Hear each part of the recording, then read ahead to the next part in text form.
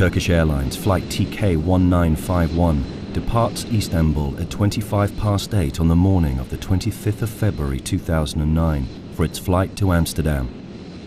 At 10:15, the aircraft enters Dutch airspace from the east and approaches Schiphol Airport.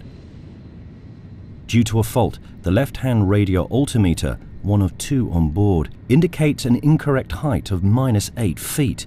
This occurs whilst the aircraft is descending to a flight level 40 and subsequently to 2,000 feet. The incorrect radio height causes a total of 5 audible warnings to be heard in the cockpit. The pilots have noticed these warnings. There are 3 pilots in the cockpit. The co-pilot, who is flying the aircraft, is seated to the right.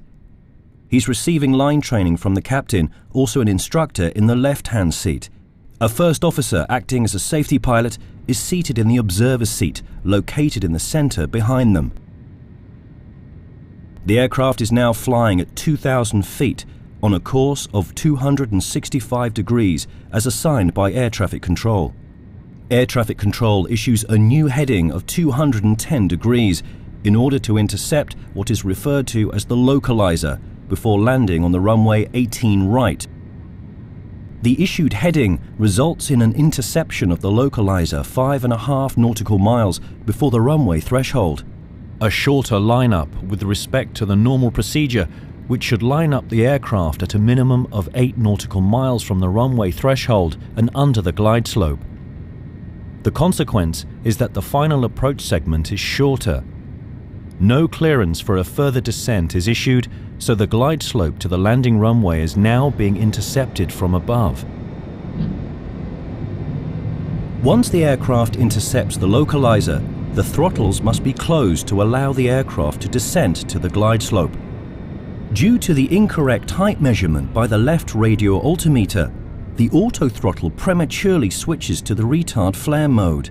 This mode is usually activated in the final stage during the flight in order to reduce speed when above the landing runway. The immediate effect is, however, the same as if the system had functioned correctly. The throttles close. Interception of the glide slope from above masks the faulty operation of the auto throttle. At an altitude of 1,300 feet, the glide slope is intercepted. At this point, the speed of the aircraft is still above the landing speed of 144 knots. Once an altitude of 1,000 feet has been passed, the aircraft and crew must be fully prepared for landing, according to Turkish Airlines company procedures. This, however, is not the case. The speed remains too high and the engine power too low, and the final position of the flaps remains to be selected. Furthermore, the crew are still engaged with the landing checklist. This may cause the speed to decrease unnoticed. The autopilot maintains the aircraft on the glide slope. In order to generate sufficient lift, the nose rises to well above the normal level. The pilots are unaware of this.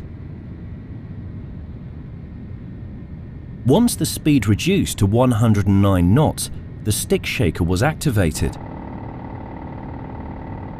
A warning that the aircraft is traveling too slowly and is at risk of losing all lift very quickly.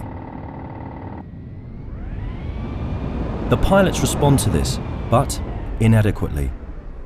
The aircraft crashes.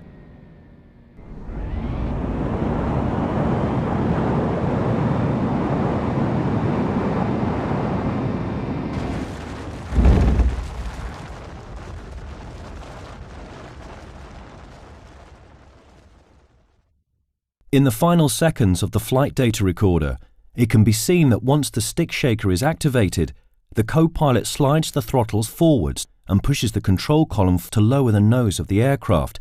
The captain takes over control, but the auto throttle is not deactivated, which means that it almost immediately closes the throttle again.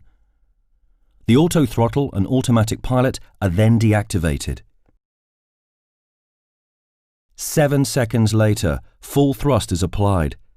By this point, there is insufficient height remaining to recover from the stall. The aircraft crashes into a field located 1 mile from the runway. Due to the high nose position, the tail strikes the ground first, and the aircraft breaks into 3 pieces.